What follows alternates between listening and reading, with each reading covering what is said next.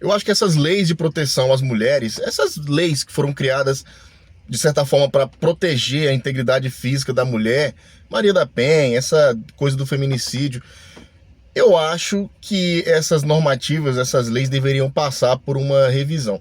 Na minha opinião, eu acho que deveria ser um pouco mais rigorosa, ou bem mais rigorosa. Porque esse caso que eu coloquei aqui embaixo, gente, é um caso aleatório que aconteceu no país, mas se você colocar, por exemplo, num campo de pesquisa aí, você vai ver que isso acontece todo santo dia em todos os estados do Brasil. Ou seja, é uma lei que, teoricamente, sim, é para proteger a mulher, mas na prática, as pessoas, né, os agressores, as pessoas que agredem as mulheres, as pessoas parecem que eles não têm assim não tem tanto temor ao que possa acontecer. Eu vou dar um exemplo aqui que eu acho que vocês vão entender direitinho onde eu quero chegar. Quando a mulher está sendo ameaçada ou por ex-marido, ou por ex-namorado, ou por um vizinho, enfim, ela está sofrendo ameaças.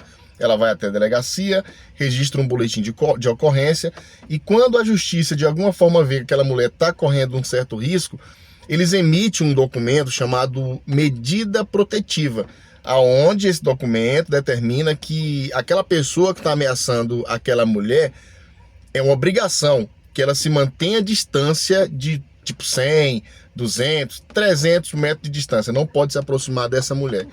Mas eu pergunto para você, na prática, você acha que esse documento vai servir para alguma coisa caso esse cidadão queira fazer um mal para essa mulher?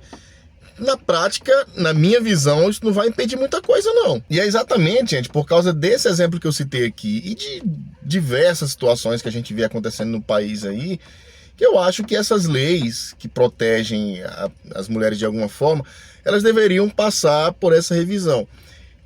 Qual seria, por exemplo, alguns pontos que, na minha opinião, deveriam mudar? A gente tem alguns exemplos em diversas cidades no país que implantaram um botão do pânico. Se a mulher perceber que aquela ameaça está se aproximando, ela aperta o botão e automaticamente as GCMs, né, que são as guardas civis municipais, a própria polícia militar, a polícia civil, enfim, os órgãos de segurança, eles vão ser avisados que aquela mulher, ela está sobre alguma ameaça, ela está sofrendo, de certa forma, alguma ameaça. Logo, a viatura mais próximo dela localiza, ela vai saber onde que aquela pessoa está e ela se aproxima para poder sanar aquela ameaça. Segundo ponto que eu acho que deveria, a prisão de uma pessoa que é flagrada fazendo esse tipo de agressão, ela, além de ser imediata, no caso uma preventiva, quando houvesse uma condenação, eu acho que essa pessoa deveria ficar preso o maior tempo possível. Você imagina, por exemplo, uma mulher que foi agredida, que foi espancada, alguma coisa do tipo assim, por uma pessoa, por um cara, que foi preso, passou alguns dias na cadeia e logo foi colocado em liberdade novamente. Qual o grau de saúde mental que essa mulher vai ter a partir daquele momento que souber que esse cara tá solto? Eu até aproveito, inclusive, agora para citar aqui um caso que ficou bastante conhecido. Beleza, o processo ainda está em investigação. A grande questão é que as câmaras de segurança flagraram o ato. O Dr. João Neto, advogado, inclusive, que ele é bastante conhecido na internet, que ele foi flagrado pelas câmeras de monitoramento agredindo a namorada. Ah, mas o que ela fez? Ah, mas o que ela falou? Por incrível que pareça, cara, tem gente que fica fazendo essas perguntas, como se qualquer coisa que essa mulher falasse fosse motivo ou uma justificativa para sofrer a agressão que ela sofreu. E eu tenho consciência total, gente, que assim como existe muito cara que é agressor, que tem esse comportamento agressivo, eu sei que também tem muita mulher que possui comportamentos agressivos também.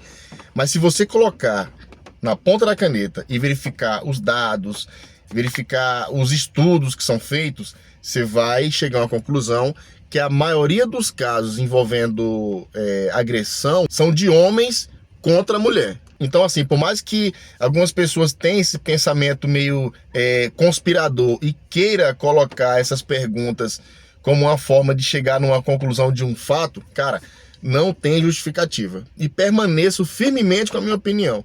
Essas leis que, de certa forma, foram criadas para proteger as mulheres, deveriam sim passar por uma revisão e deveriam ficar cada vez mais rigorosas.